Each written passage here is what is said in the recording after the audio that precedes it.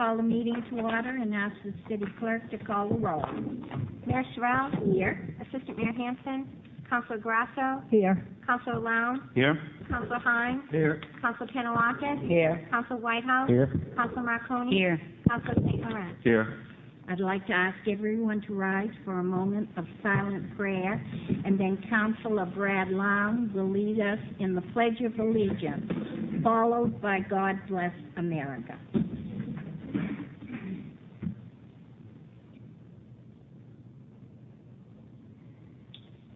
I pledge allegiance to the flag of the United States of America and to the republic for which it stands, one nation, under God, indivisible, with liberty and justice for all. God bless America.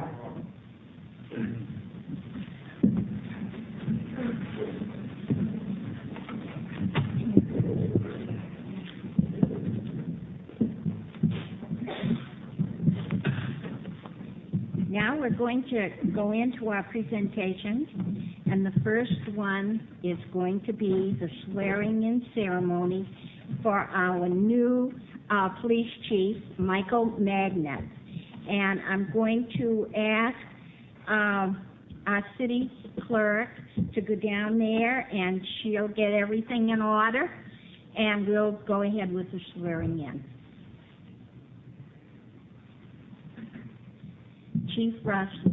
Former Chief Russ will be presenting the badge, and then, Mike, we're going to ask that your wife pin the badge on before the swearing in.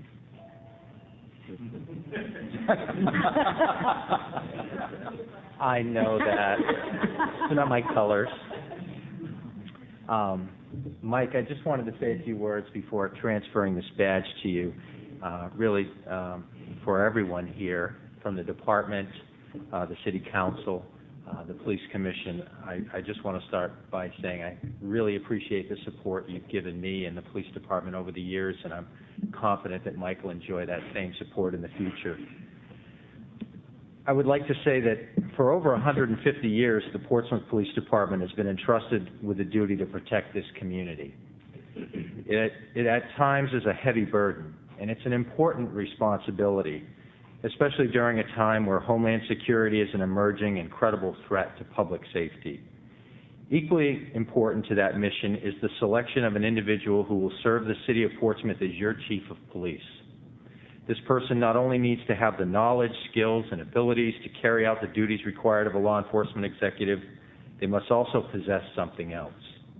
They need to be someone who will lead the police department both honorably and professionally, someone who won't accept mediocrity, someone who is admired and deeply respected by not only the outgoing chief, but also the men and women of the police department, the police commission, the city council, and most importantly, the citizens of this community. We have found that person in Michael J. Magnet, and I'm so proud to pass on this badge to him tonight. I wore this badge every day for the past 4 years with great pride. This badge is not just a symbol of our authority, it also represents the trust and confidence we all have in your ability to lead this great organization as its next chief. And I am honored to be able to pass it on to my good friend, Mike Magnet, here tonight. I've taken the liberty of having it inscribed with the words Semper Vigilans, meaning always vigilant.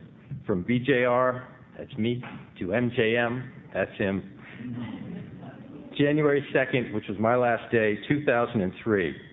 I hope you'll cherish it as much as I cherish our friendship and wear it with pride as you lead this organization into the 21st century.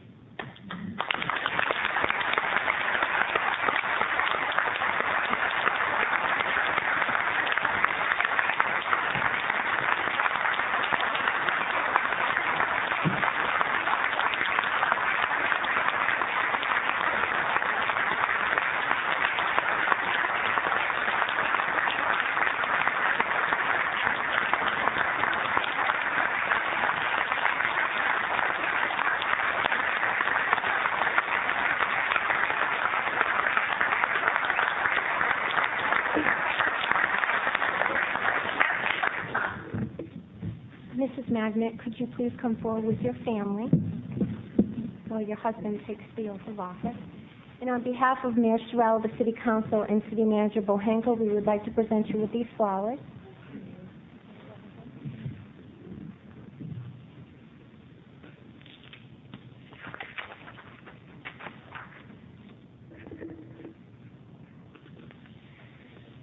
Please raise your right hand, Michael, and repeat after me. I, Michael Magnet, I, Michael Magnet, do solemnly swear do solemnly swear that I will faithfully and impartially that I will faithfully and impartially discharge and perform discharge and perform all the duties incumbent upon me all the duties incumbent upon me as Police Chief as Police Chief of the City of Portsmouth, New Hampshire, of the City of Portsmouth, New Hampshire, in accordance to the best of my ability, in accordance to the best of my ability, agreeable to the rules and regulations agreeable to the rules and regulations of the Constitution of the Constitution and the laws of the City of Portsmouth and the laws of the City of Portsmouth and the State of New Hampshire. and the State of New Hampshire. So help me God. So help me God. Congratulations.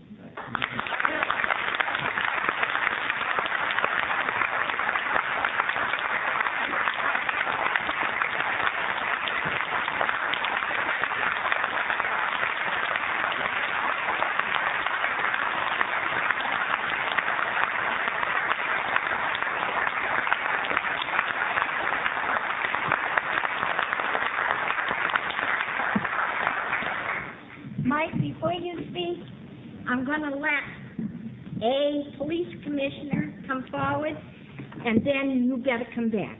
Yes. My first order is a new police chief.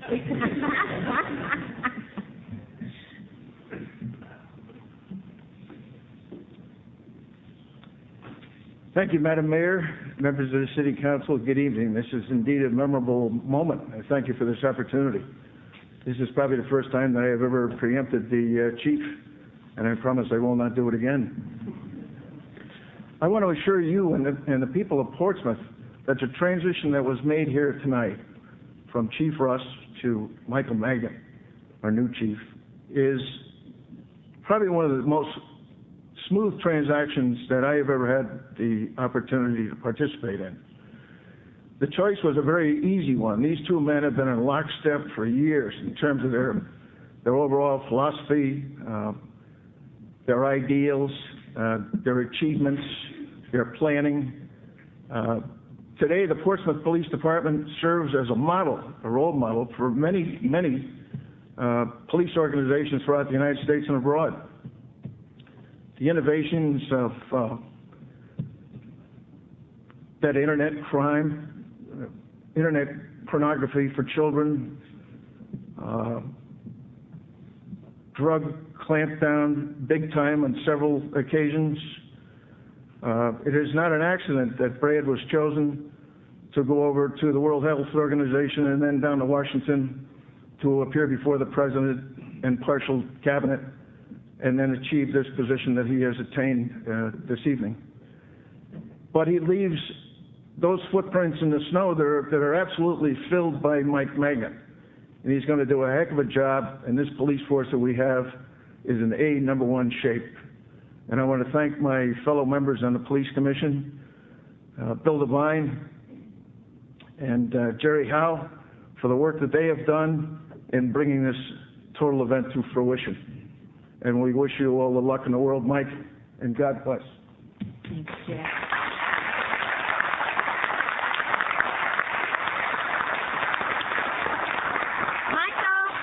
Would like to read just a short letter. You stay right there because I'm going to have you come up and accept. Yes, ma'am. And then you can go back and speak. I know you're nervous, but so am I. Dear Chief, it gives me great pleasure, also the City Councilors and the City Manager, to be present for your swearing-in ceremony as our new Police Chief. You certainly have earned and deserve this promotion. The city wishes you the best, and we assure that you will continue to do a great job in your command post. Warm regards, your Mayor, Evelyn Sorrell. Thank you.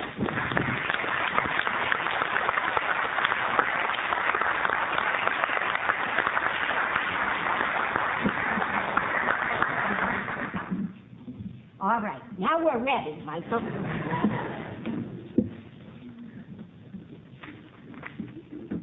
I had prepared a few comments, but I know that you have a busy agenda, and I'll scrap them and wish that, and hope for the best. I hope I don't get in trouble here. My folks are here tonight. I'm especially honored. They wanted to see this with their own eyes. They're fond of telling a story at family gatherings when my seventh grade teacher called them down to the school to tell them that they shouldn't bother to be socking away money for my college education, that I wasn't college material and I wouldn't amount to much. Well, I've done all right, I think. In contemplating tonight, I also realized that I've reached that milestone in my life where I've actually been a part of this community longer than the place that I was born and I was raised. And this is home to me. Never ceases to amaze me how this community comes together, good times and bad times. And I'm literally overwhelmed at the support and that I have received from this community in being the new chief. It's just been an incredible welcome. I know firsthand that this is a city that supports its police department. I would be remiss, though, if I didn't take my 5 minutes of fame and say thanks to Mayor Sorrell and the council and the manager for your support. I appreciate it. I think I'm blessed with a great police commission. Jack Kelly, Jerry Howe, William Devine, they put a lot of time and effort into the police department, and it certainly makes my job a lot easier. I think notably my job is going to be much easier because of the hard work and the time and the energy and the dedication that Brad Russ put into our police department. I can personally tell you that he cares very deeply for the city and the men and women of the Portsmouth Police Department. And there wasn't a day that went by on the job that he didn't demonstrate that somehow, some way. It's been an honor and a privilege to not only work with him side by side, but to work for him as the deputy chief. I'd also like to recognize the men and women of the police department. Many of them are here tonight. Many of them have retired. They are probably the highest caliber of police officers that I have met throughout the country. Every day something happens that makes me proud of the community police work that they do, things you never hear about. Giving a 72-year-old woman a ride home at 1 o'clock in the morning from the bus terminal because she can't find a cab, and putting her luggage in the back of the car and carrying it upstairs. They do these kind of things day in and day out.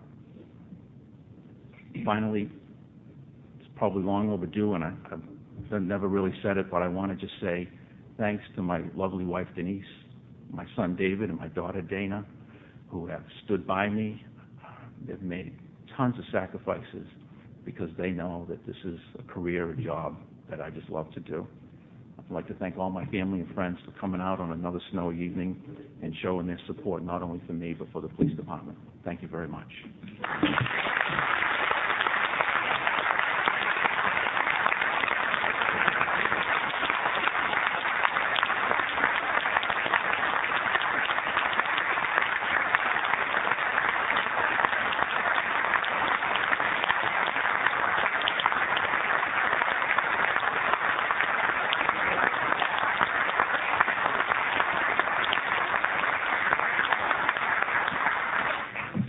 Now, I don't want anyone to leave because I have two announcements.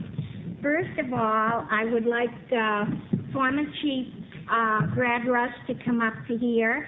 And then I do want to announce that the police conference room will be open for anyone that would like to go down there for a small reception for Michael. The council's not going to be able to do it, I'm sorry. But do go down, the door is wide open, and right now we'd like to present Chief Russ with something.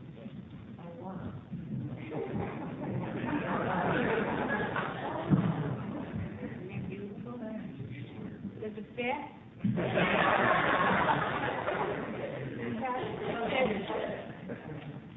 And it says, Bradley J. Russ, Chief of Police, May 1978 to January 2003. and consider yourself lucky, because you know what they're going to give me, a rocking chair.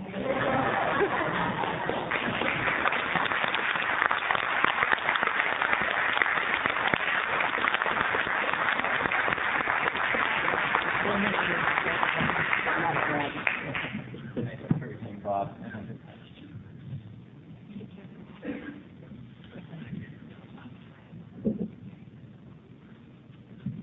GBY. What's the word for it? If anyone would like to leave, I'll wait a little bit before we go into the rest of the agenda, if you'd like. Thank you all, and Michael, we love you. You know that.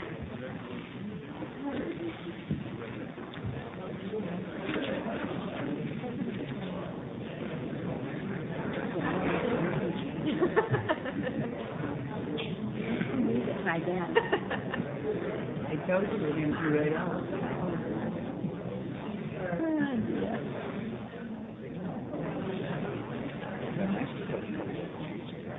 Picture. They probably did. Wow, he had a big one.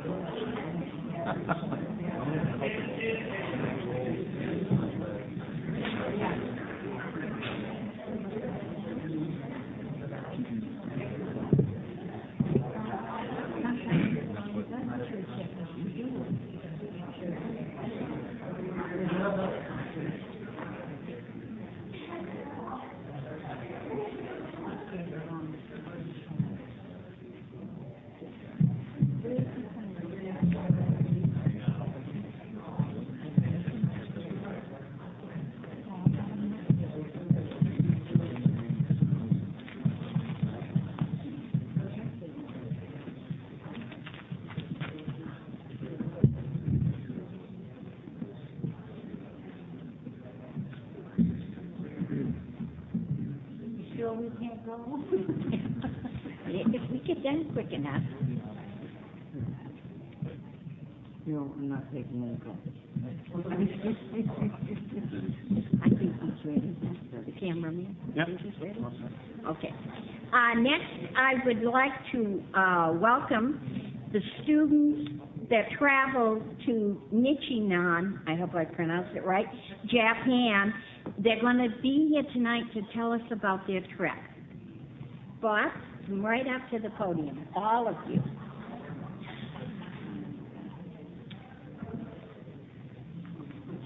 No.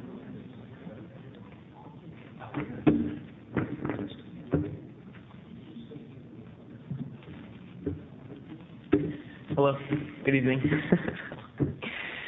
After over 36 hours of traveling, 15 Portsmouth high school students and 5 chaperones had landed at their destination, Nichinan, Japan, exhausted yet ready to experience a culture that is 180 degrees different than ours. When we first landed in Nichinan, we were immediately welcomed with a banner reading "Welcome Portsmouth High School." Little do we know that this would become a regular happening throughout our visit in Japan. On our trip from Miyazaki City to Nichinan, students and chaperones alike were welcomed into a culture that was waiting for us with open arms. The lush green landscape of the Japanese countryside amazed us all. It seemed as though the landscape was a cross between the coastline of California and the rainforests of New Zealand. Beyond the apparent differences, students and chaperones were amazed by the amount of hospitality that was being given in the short amount of time that we had already been there. That evening, we met our host parents for the first time. In a ceremony that slightly resembled the blind date game, each student would stand up, followed by their host family, and then you would go over and begin to get acquainted for the evening. After a short 2-hour party, we were whisked away for our first night with our family. The adventure and fear of living alone with the Japanese family, who spoke little to no English, was about to begin. To my surprise, the first night was the farthest away from awkward as you can get. Coming into the Japanese home, I was welcomed with hugs and an array of gifts. While sitting down in the Japanese living room for the evening, conversations on the level of the second grader were taking place. By showing pictures, telling stories, and acting out and depicting things, we were able to get across who we were, where we live, and what the people of the city of Portsmouth are like. That night, going to bed, I was at ease, knowing that I had connected with my family and that I was going to have 5 great days in Nichinan, Japan. Each morning, all 15 students and the chaperones who were staying at a local hotel would meet around 10 for sightseeing at the local city hall. Over the course of our time at Nichinan, we managed to visit a wide variety of places. Some of those included Sun Mess, where the only replicas of the statues on Easter Island stand. Here at Sun Mess, we were shown what the South Pacific really is. Through the incredible scenery, looking out onto the vast Pacific Ocean, which is very warm compared to our ocean, might I add, complete with hundreds of inlets, green islands and such, a picture of an ancient country had been forever placed in our heads. Other places we were able to see included Obi Castle, which dated back to the early 15th century, the Udo Shrine, which is carved into the side of a cliff along the coastline, and the Botanical Gardens, which display the exotic flowers and plants of the South Pacific. For the most meaningful activity that took place, we were able to take an active part in visiting Baron Komura's grave in the museum in his honor. As many of you know, Baron Komura played a vital part in the Portsmouth Peace Treaty of 1905 at our Wentworth Hotel in Newcastle. Above and beyond the tourist aspect of this trip, many other aspects were able to be taken in as well. A greater understanding of a different culture, a renewed sense of openness for new things because of the sushi we had to eat daily, and lastly, a new sense of honor and respect. The aspect of this trip that sticks out of my mind most is the amount of hospitality, generosity, and respect we were shown throughout our time in Nichinan. Just walking down the street, people would show you a friendly smile and say hello and strike up a conversation in broken English. From what we saw, what we learned, and what we experienced, the students of Portsmouth High School who traveled on this trip walked away with a priceless experience. The exchange between these two cities is an amazing experience, and I hope that it continues in years to come. And I hope that some of you will be willing to take the 36-hour-plus trek over to Japan, because it was an amazing experience, and everyone should go over there and experience a new culture. Could we have your name? Zacharon, and I'd like to introduce Allie Dumberger, who also accompanied me on the trip. Okay. Thank you. Hi, good evening. Hopefully I'm not about to repeat what Zach said, but this is actually my speech that I gave at the farewell party, and I thought it'd be interesting for you all to hear, just basically sharing my feelings and thoughts the night before we left. So, 7,000 miles away in Portsmouth, New Hampshire, 15 students anxiously awaited their trip to Japan. What would it be like? Where is Nichinan? How will the people act? What do they eat? These are only some of the many questions on everyone's mind. Additionally, we wondered about our homestays and how we would react to Japanese culture. Japan to us was a distant mystery. After months of preparation, we embarked on our 14-hour flight across the Pacific and were relieved when we finally arrived in Nichinan on December 1st. Instantly, I was struck with the genuine excitement and hospitality as I saw a Welcome Portsmouth High School sign outside the gate at the airport in Miyazaki. At the welcome ceremony that same night, I recalled former Mayor Foley's stories about her experience in Nichinan and wondered how it might compare to my own. Our few days there in Nichinan were filled with experiences that highlighted the history, tradition, and beauty of Nichinan. Between the spiritual Udo Shrine, the traditional tea ceremony, the natural beautiful coastline, and our incredible homestays, we Portsmouth students have been exposed to a culture so very different from our own. Nevertheless, we realized through this experience that many similarities existed between the people we met there and ourselves. We learned so much in those short few days, not only about Japan and Nichinan, but about ourselves and our place relative to the world around us. We're grateful that we were given the opportunity to visit Nichinan, a place that opened up to us, welcomed us, and gave us a glimpse of not only their culture, but their unique lifestyle. Despite a language barrier, each of us was able to connect with the Nichinan community, Portsmouth's sister city. And I think a lot of us feel that we now have a connection to a place that we didn't know so much about, especially, like, I hadn't really heard of the Treaty of Portsmouth before, and was honored to be able to participate in an exchange that kind of brought the treaty to light to the next generation, if you will, and really get us involved in the sister city relationship. So thank you to all of you for your support and for the opportunity to this exchange. And each of us Portsmouth students have definitely created memories that will last us for a lifetime. So thank you very much. Thank you so very much. And I'd like to introduce Joshua Lister. Very good. It's Alexander. Good evening. In addition to Alexandra and Zach, we have Suzanne Foley, Cindy Lister, and Rick Gremlitz. Madam Mayor, members of the Portsmouth City Council, my name is Bob Lister. I reside at 69 Diamond Drive. And I'd just like to take a minute to say that tonight is an opportunity to thank the City Council, the City Manager, John Behenko, and Mayor Sorrell for supporting and encouraging what 15 Portsmouth High students are calling an opportunity of a lifetime. In our visit to Nichinan, Japan, in schools and with families, we were very proud of the Portsmouth High School students who, as ambassadors, represented their families and the city of Portsmouth in a way that can be summed up in one word: outstanding. As we visited the Amagashi Elementary School, which is the sister city to our own New Franklin School, it was agreed that if the sister city, sister school relationship is to continue, it is in the hands of the young people of Nichinan and Portsmouth. I'd like to extend a special thank you to Ambassador Eileen Foley and the Portsmouth School Board for believing that learning occurs in, around, and outside the classroom. In addition to the school exchange, there was a great deal of discussion about the preparations for the 100th anniversary in 2005 of the signing of the Portsmouth Peace Treaty, and the role Portsmouth continues to play in celebrating the end of the Russo-Japanese War in 1905. That includes the renovations of the Wentworth Hotel and the commitment that the Navy Yard has toward this endeavor. I would now like to introduce Mr. Rick Gremlitz, principal of Portsmouth High School. Good evening, Honorable Mayor Sorrell and honorable members of the City Council. In the summer of 1997, it was my privilege as principal of Portsmouth High School to sign a sister school agreement with the principal of Nichinan Gakuen High School. Nichinan Gakuen High School is one of 4 high schools in the city of Nichinan, Japan. After signing this agreement, it was our hope to arrange a student exchange trip to our sister school. This past December, that long-held dream came to fruition.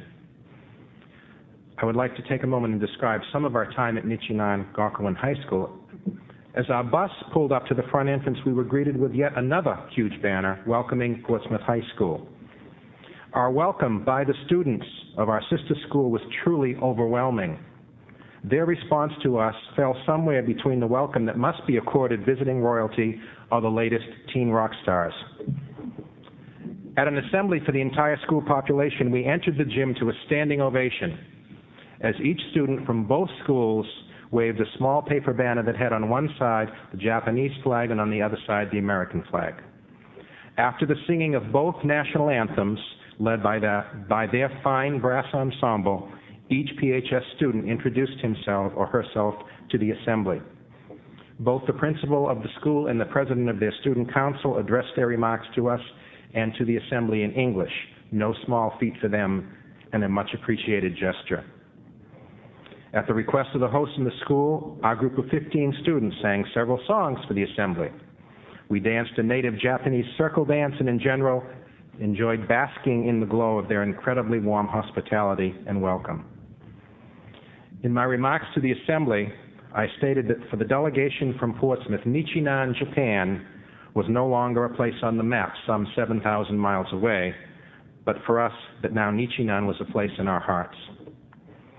It is our hope that in the fall of 2003, we will complete the second phase of the student exchange and have the opportunity to host students from Nichinan Gakuen High School here in Portsmouth. I will close by offering our sincere appreciation to the City Council for this once-in-a-lifetime opportunity to represent both the City of Portsmouth and Portsmouth High School in this exchange of culture and humanity. You should be extremely proud of your student ambassadors from the city of Portsmouth. It's now my pleasure to introduce an individual who's instrumental in helping us make travel plans and trip arrangements, and one of the 5 adults that accompanied us, Mrs. Suzanne Foley.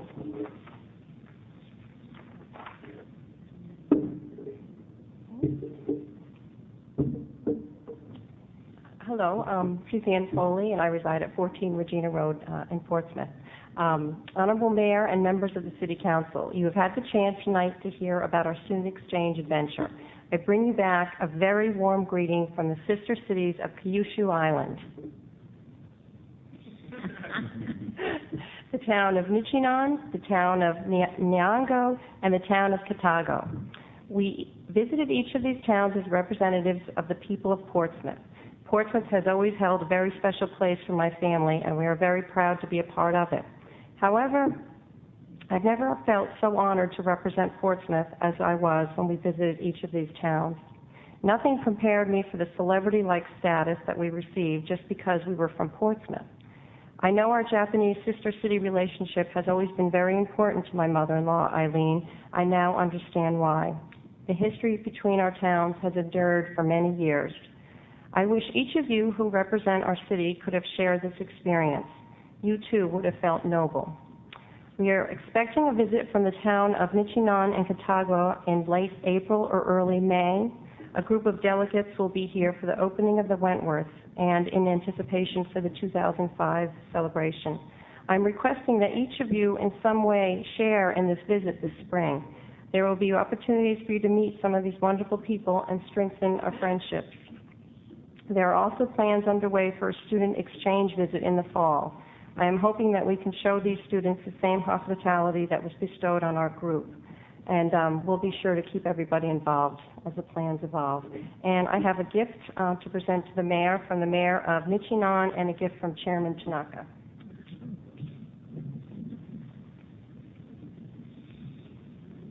Thank you. Wonderful. That's going to be my first Japanese gift that goes into my little display case. Very nice. Also, I thought it was very interesting. There is a display case that's in the City Hall in Nichinon that's filled with so much Portsmouth paraphernalia. You know, I just wish I would have brought over more coffee cups or something, because it really means a lot to them. So. I wonder how it got there. I know. Thank you. That's wonderful. Thank you so much. I'm glad you all had such a good time. Take care now. Your Honor, before they go, could I say a couple of things? Yes. Just before you go, Effie would like to say something.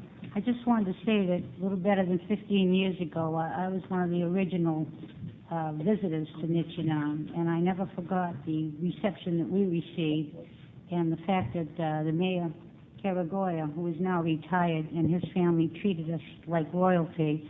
And we made friends with the little Japanese lady that came here, Mickey Endo. I don't know if you ran into Mickey.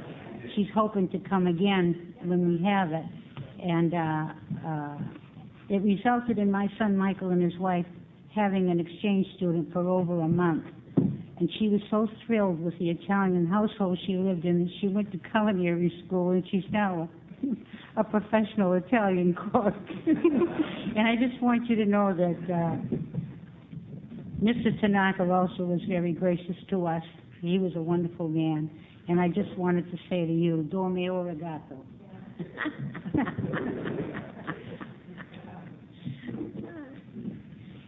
All right, now we're down to another presentation, and this presentation was 10 Africans donated by a 71-year-old senior citizen who is still working. I have them in the mayor's office. They are just beautiful, truly beautiful. And she brought them into me, and she asked me to announce over the television if there is anyone needy of one, such as someone in a wheelchair or someone that is bedbound or what have you. And what I'm saying tonight is I would love to have anyone that would want one to call City Hall, ask for the mayor's office, and I will get the name and the address and deliver it personally to them.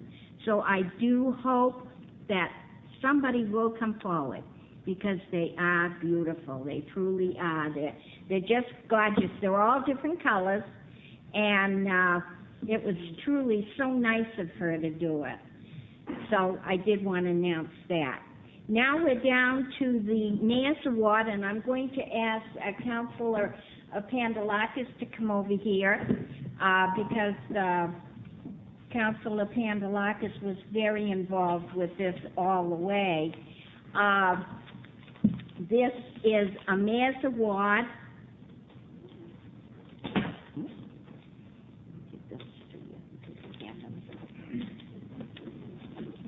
A Mayor's Award to Kathy Bartlett, manager of the International House of Pancakes, who opened her heart and donated her time to host a free Christmas Day dinner for those people who would have been home alone on the holiday. And we truly appreciate it, Kathleen, and it was just a wonderful thing for you to do. I'd love for you to come forward and accept your Mayor's Award, and okay.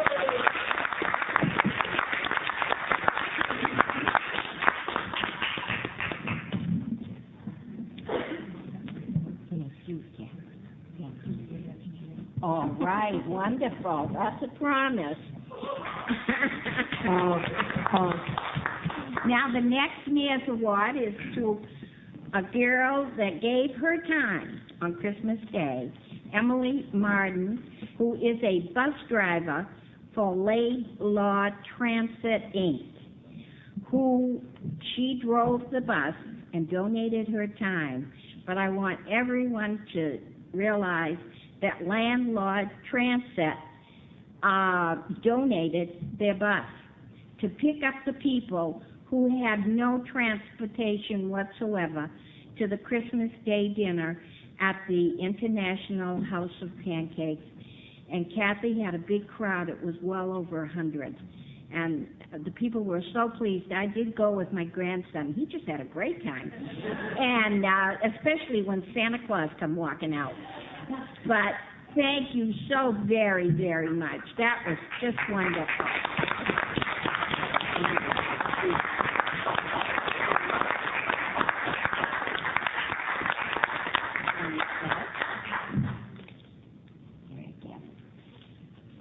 Thank you. Did you want to say a few words, Laura, into this mic? I would just like to say that it was a beautiful day, and a lot of people said that it was so nice to be someplace with other people instead of being home alone.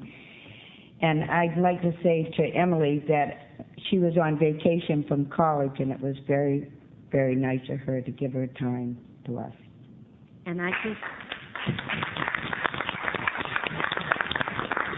just like to mention one other person that was involved with setting up the transportation, and that is our city manager's executive secretary, June, who worked very hard to get all of the transportation set up, and a big thank you goes to her, and also to Laura. And I want to thank you. Your Honor? Yes. They were doubly blessed because one of my employees went down and volunteered for the whole day. Oh, well, they are nice. And she had a wonderful time. She said you can call her anytime. Nancy Ford. She doesn't go until everything is cleaned up.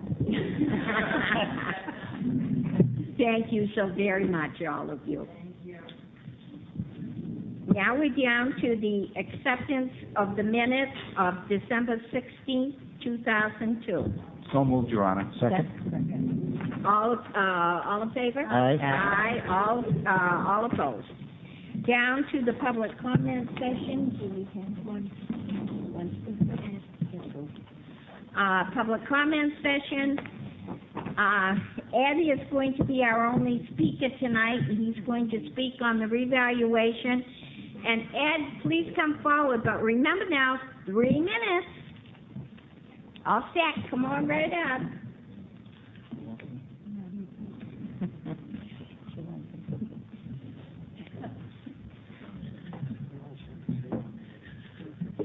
Yes, I do have to protest that these people who got these awards initially, particularly, were allowed, given the permission to go when they might have wanted to stay. The rest of the program is very important, and I'm sorry they weren't here to receive it. But I want to say from the beginning, the conclusion that I was forced to arrive at with regard to reading the state law that governs the revaluations and appraisals, and Mr. Patel is supposed to administer that. I saw him personally after reading the state law, and I brought to his attention the main reasons why the revaluation report should have been rendered unacceptable. And the chief reasons, there are several in addition, but the chief reason is that the updated law states clearly that the revaluation must not be unreasonable.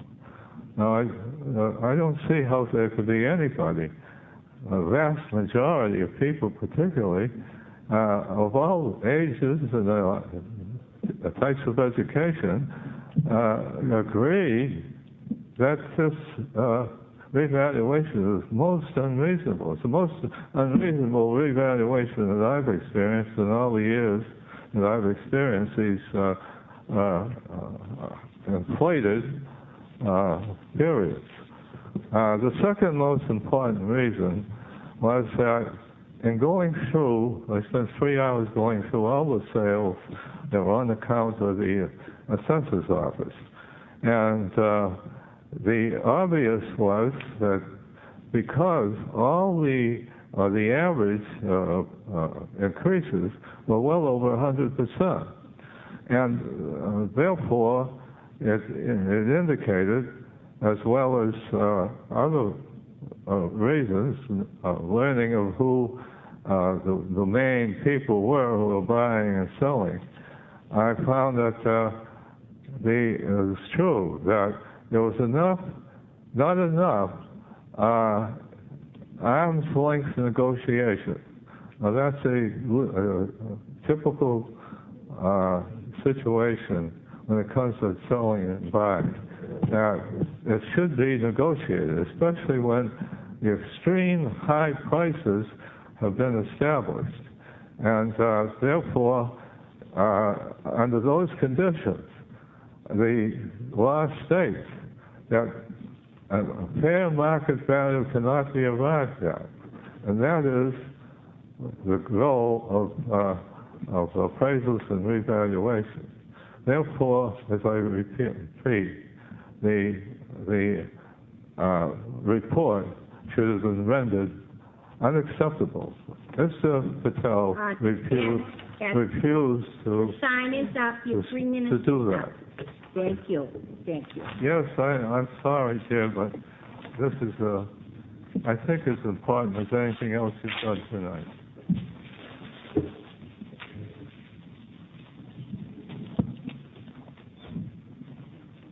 Now we're down to the approval of the grants and donations. The first one is the acceptance of a grant for Goodwin Park monument work. What's your wish, Councilor? Your Honor.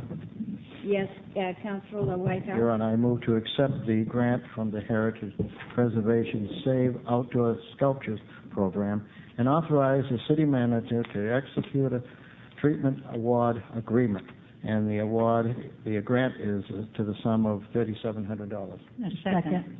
Your Honor? Yes, Councilor Grasso? I'd like to have the city manager take a minute just to explain what the grant is for, because I think people would be interested in that. The grant is for the restoration of the statue at Goodwin Park, the statue that was commemorating those that served in the Civil War. Over the years, that statue has deteriorated, and back in 1998, we started looking at ways to restore it. There are no local dollars being spent on the restoration of this statue. There is a $28,000 original grant from SOS plus the $3,700, and the remaining amount of money being spent for the restoration is coming from the Community Development Block Grant. It is anticipated that the restoration shall be completed and the statue back in place in April of 2003. Any other discussion before the vote? All in favor? Aye. Aye. All opposed? Could I just ask what we're coming with Fitzjohn Porter? That I anticipated, Counselor, and that there is funding that is being recommended in the 2004 capital plan, which you'll be seeing in March. Thank you. So that's where the cookies are, in front of everyone. Yeah. I can take them in the bowl. The next one is a request for approval to apply for coastal grant funds. Your Honor? Yes. I move that we approve and accept the donation to the Portsmouth Police Department for, I think it's the amount of $1,000 from the, no, I'm sorry. No, that's not the one. The coastal program is... Yeah, the application and acceptance of the federal funds distributed by the New Hampshire Coastal Program for the Newcastle Avenue Reconstruction Project. Second. Okay. I'm sorry, I didn't hear the motion. To accept and expend the funds of for the New Hampshire Coastal Project for the Newcastle Avenue. Thank you. Reconstruction. All ready for the vote? All in favor? Aye. Aye. All opposed?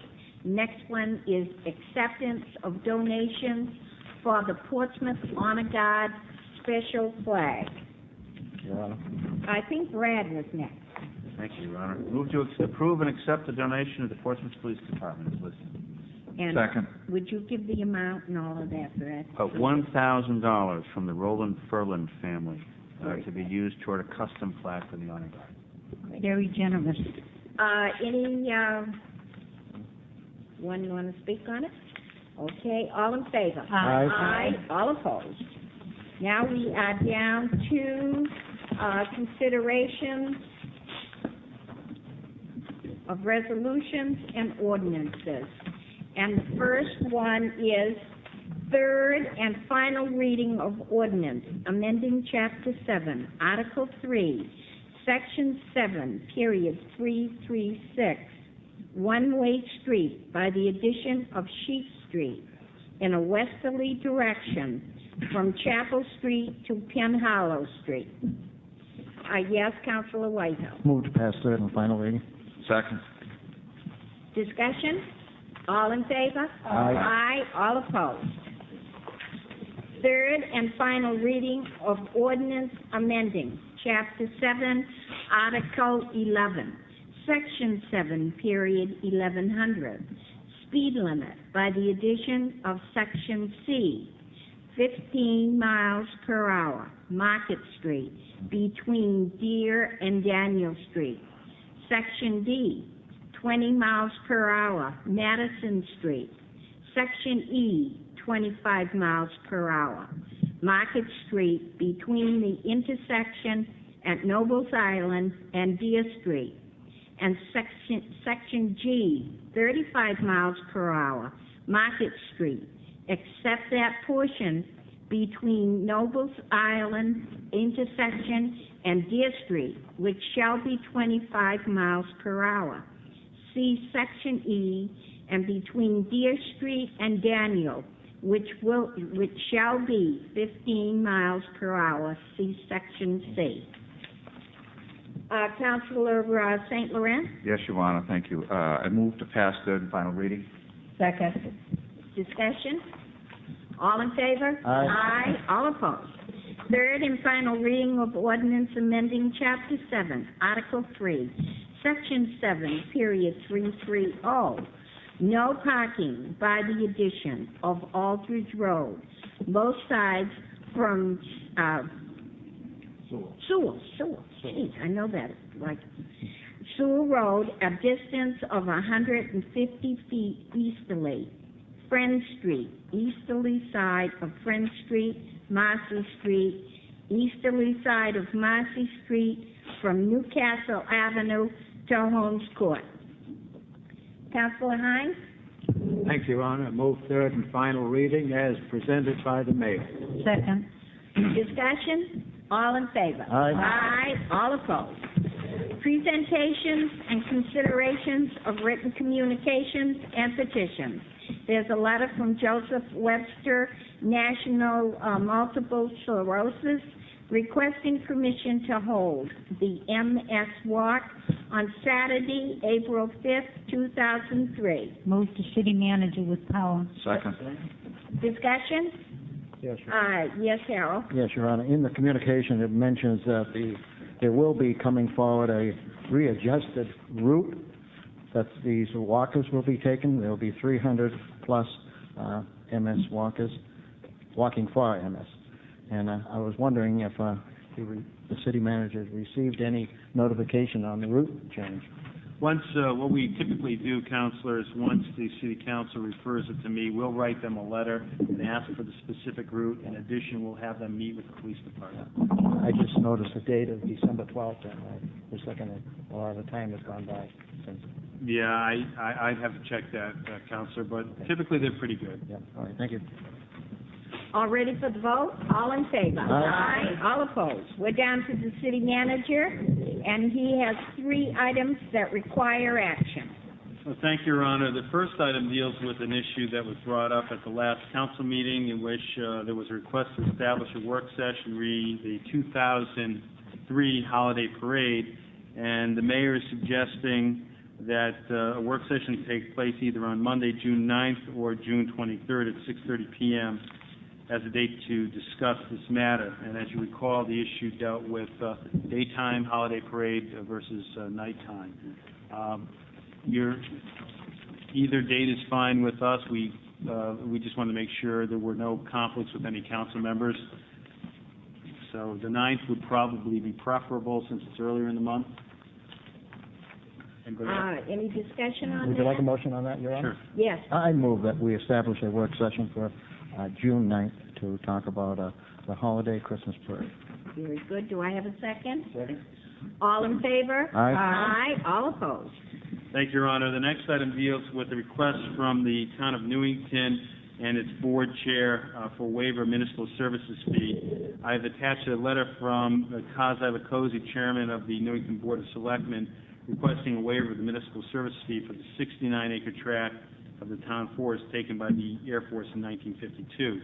Basically, what Newington is doing is negotiating a lease with the Peace Development Authority for the return of this forest to the town of Newington. The town of Newington will not be receiving ownership, but will actually have a lease with the Peace Development Authority. And in accordance with the municipal services agreements, any waiver of the municipal service fee needs to be approved by the city of Portsmouth, i.e. the city council. As you will recall, we receive municipal services fees or taxes for any property in Newington as well as in Portsmouth because we provide municipal services such as public works, fire, etc. Presently, there are no fees that we are collecting on this tract of land, and quite frankly, there would not be any fees because there's no buildings that are contemplated to be built on this tract of land. So it would be my recommendation that we move to waive any municipal service fee pursuant to Section 2.1 of the Municipal Service Agreement between the City of Portsmouth and the Peace Development Authority. Okay, do I get a motion before we get into discussion? Your Honor, I move to approve the request of the Newington Board of Selectmen for a waiver on the municipal services fee pursuant to Section 2.1 of the Municipal Services Agreement between the City of Portsmouth and the PDA. Do I get a second? Discussion. Yes, Councilor St. Laurent. Thank you, Your Honor. Am I of the understanding that no funds, are we going to be losing any funds? Or No. by that I mean, we receive monies to patrol or to take care of Right. that. For example, Will that reduce that? No. PDA? For example, if we didn't have this municipal service agreement, we would not have ever received monies for Celestica or John Hancock. Those are all in Newington, so we receive taxes on those. With regards to the forest, I doubt we'd ever have property, ever have buildings on that because that is conservation land and that's going to be held in conservation forever. And the point is that the only reason that this is before us is the PDA feels that before they can lease any land, they need to, they cannot waive any of the conditions of the municipal service agreement. We need to waive any of those conditions. We're not going to collect any money, is the bottom line. Or Thank would you. we, if we didn't waive it? Councilor Marconi? Is there any waste involved in this? Buried waste of any kind? Oh, no. Okay, because I didn't want him to come back later on, and if there was, and No, that's why. no. Councilor Whitehouse? Yes, I'd like to just compliment the chairman and the other two selectmen in Newington for pursuing this issue because they've been trying since 1992. This is a very historical site. It's the home of the oldest town forest in the United States, and I think to preserve this is very complimentary to the town of Newington. Very good. Any other speakers on this? Yes, Bill? Thank you, Your Honor. I was of the understanding that was a burn, part of that was a burn area? Was that in that part? A what area? The burn area that the Air Force used to use? It isn't very, it's where they had, But I realize that they have wells out there, but it's to clean up the waters that are in there, But that has nothing to do with us. This would be between, if there are any issues out there, it's a lease that Newington has with the PDA directly. so we won't be involved in any way, No. shape, or manner. No. in We've done this before. For example, the public television sometimes have had their studios out there, and for a couple of weeks they've had their fundraisers, and we've waived the municipal service fee for them as well. Okay, thank you, Your Honor. any other discussion? All ready for the vote? All in favor? Aye. Aye. All opposed? Thank you, Your Honor. The next item is request for approval of a poll license agreement. Attached request for poll license agreement from PSNH, and the poll is 63394. It's on Beverly Hill Road, and it's been reviewed and approved by the Public Works Department and poses no impact to existing city infrastructure. Councilor Marconi? Move to approve the poll license agreement with PSNH as recommended by the Public Works Department. Second. Discussion? Now, Councilor Grasso. I guess I'm just remembering when Kevin LaFawn sat here and kept asking, do you have any duplicate poles that are there that need to be removed? Not to my knowledge, but I can check that. Thank you. Yes, thank you for that. Any other discussion? All in favor? Aye. Aye. All opposed? Your Honor, I do have something I'd like to report to the City Council. As you're aware, we had a major snowstorm this past weekend, starting on Friday evening, and I don't mean to laugh, but I don't think we had to tell us. But the actual snow removal issue really started on Christmas Day. Since Wednesday, December 25th, and through probably Saturday, January 4th, we expended over 2,111 hours in snow removal. That includes both overtime and regular time. Tonight, as a matter of fact, the city crews will be out removing snow from the downtown. They're going to start at 9 o'clock so that merchants downtown will have the ability to be able to utilize parking spaces in front of their business as well as pedestrian traffic going freely through the city. The cost for the last 10 days has used up about 67% of our entire snow removal budget, which is about $260,000. We've expended for the season $173,000. But just to give you an understanding, in the last snowstorm, we had over 34 city-owned vehicles on the road, plus 5 rentals. The people in the Public Works Department, there were about 40 that were out this past weekend. They worked about 36 hours, and I believe, in reviewing my tour of the city on Saturday and Sunday, that the streets were clear. There was a lot of black pavement showing, and that we can be quite proud of the job that our forces did. In addition, we have to remove snow from 36 miles of sidewalks, in addition to over 100 miles of city streets.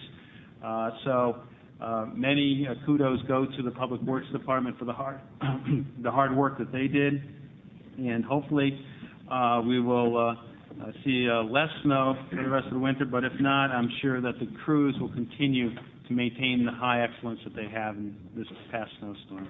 Before I pass this in either direction, as the mayor of this city, I feel that the Public Works Department should receive a lot of credit.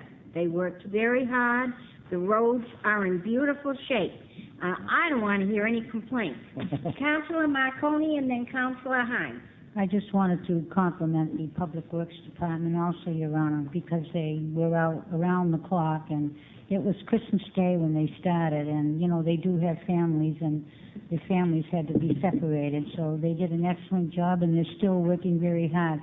But if I could, I'd like to give a very special public thank you to the Pickering Cove Marina that's down around the corner from me on Mechanic Street, because Glenn Normando, with his front loader, was out at 3 o'clock in the morning making sure that everybody had access to and from their houses, their driveways and everything, and he does this gratuitously. He will not take anything except a free cup of coffee. And I just feel that Glenn Normando needs a big public thank you. Very good, Effie. Councilor Hines. I join with the other councilors in offering my compliments to the Snow Removal Committee and my condolences to the Budget Committee. Bill? The same from this councilman, but I had a few complaints on the Christmas storm, and Mr. Bohenko explained to me the situation, and I'd like him to explain that, as he explained it to me, what the problem was. Well, there were a couple, right, and quite frankly, the Christmas storm, number one, we had number one, it was Christmas. Number two, the snow came down at 2 inches an hour. But number three, after the guys work for their full 12 hours, typically we'll go in and do the cleanup the next day. We had, the day after, we had double garbage collection, if you recall. And it's the largest garbage collection day of the year, day after Christmas. So not only did we have one collection for that, but we had double collection. So what would happen is we had to release about 8 people from the crews to go and do the garbage collection and some of the bulky waste and other to remove it from the curbside. Secondly, we typically have about 10 people from the water department that is working on the cleanup crew as well, but we had to release about 5 of them for a water main break that happened on Thursday. So about 1/3 of the force was diverted to another location. In addition, the storm caught us on Christmas Day, and typically what you need to do in preparation of a storm like that is lay down some calcium chloride on the streets. We weren't able to do that. The calcium chloride that's laid down typically will allow them to peel up the ice underneath. You have to remember that what type of storm that was. It was a warm pavement that was down, and then you hit with the you had the moist, and all of a sudden you had an ice pack on the bottom. So combined issues created a difficult situation. We did meet on Friday before the storm, and we critiqued the Christmas storm. And quite frankly, I think they learned that there were some issues that had to be done a little better, and they were able to prepare better for the storm. But I think they did an excellent job for this particular storm. Thank you, John. I think so, too. Councilor Pandalakis? Yes, I think we all can complain, but if we're out there in their shoes all night long in the driving snowstorm, I feel that both the Christmas storm and this past storm that they did an excellent job. And Christmas Day, they had to be, and Christmas night, they had to be away from their families. And we can all complain, but we should put ourselves in their shoes before we start complaining. Councilor Marconi? Just in passing, Your Honor, I just want to say I did receive 2 phone calls complaining that we shouldn't have laid anybody off from Public Works. And I had to clarify it that we haven't laid anyone off from Public Works. And they thought that we had cut the force back, and that's why their street wasn't as perfect as they thought it would be. And they have been notified that that wasn't true. All set? Very good. Thank you, John. Just one other item, for those of you that still have some old Christmas trees lying around, the Portsmouth Public Works Department will pick up Christmas trees placed at curbside on regular trash collection days during this week and next week, and probably in the spring for some of them. Yeah. I was There's a couple going to say, tips of them. can't we delay it a little bit? What we'll do is, I think we'll pick up those that are out there, and I'm sure when the snow melts, I'm sure we'll be picking up the rest of them. But if all of you that haven't put out your Christmas tree are putting it out because you didn't put it out before the Epiphany, you can put it out now and have it picked up, and the Public Works Department will have that taken care of for you. Thank you, John. Is there any other thing under informational items that you wanted to speak to John about? The Historic District Commission meeting, which is going to be January 8th. Yes, Your Honor, and the one thing I would just suggest, if any council members want to go onto the web page, we have put up on the web page an artist's depiction of the improvements that are suggested by the GSA to the federal building.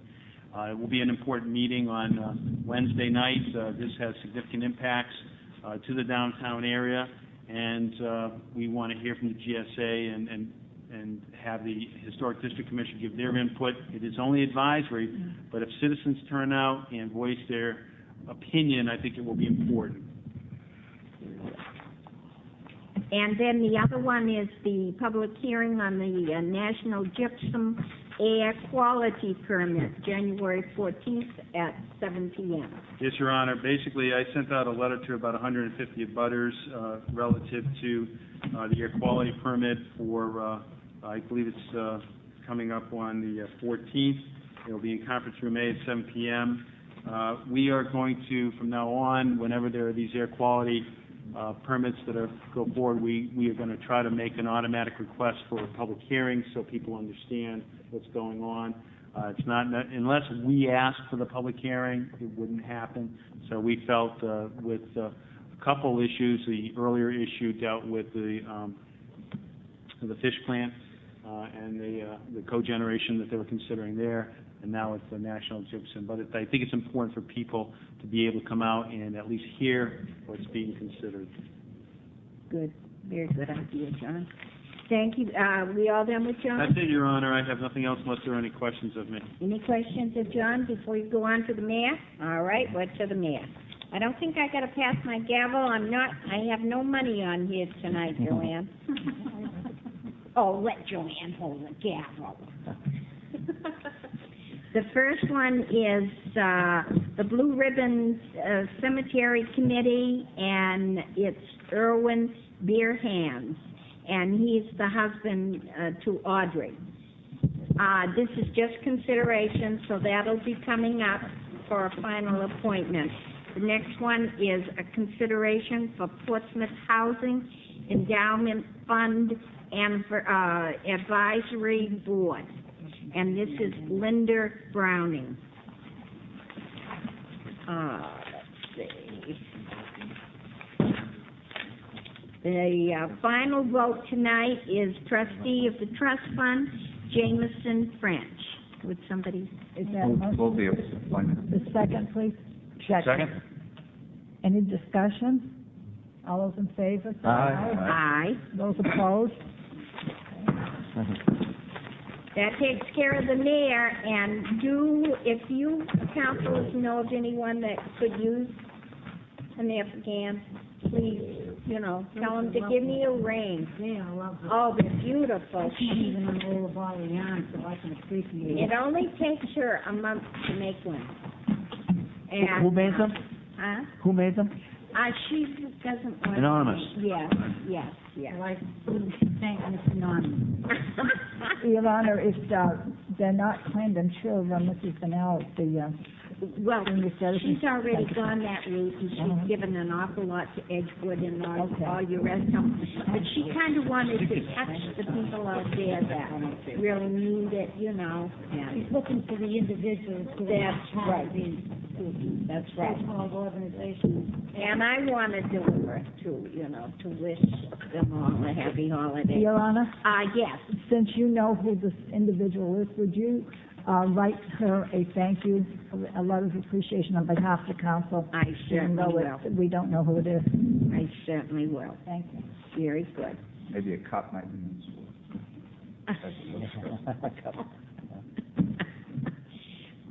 I think I'll be giving this family more than a cup.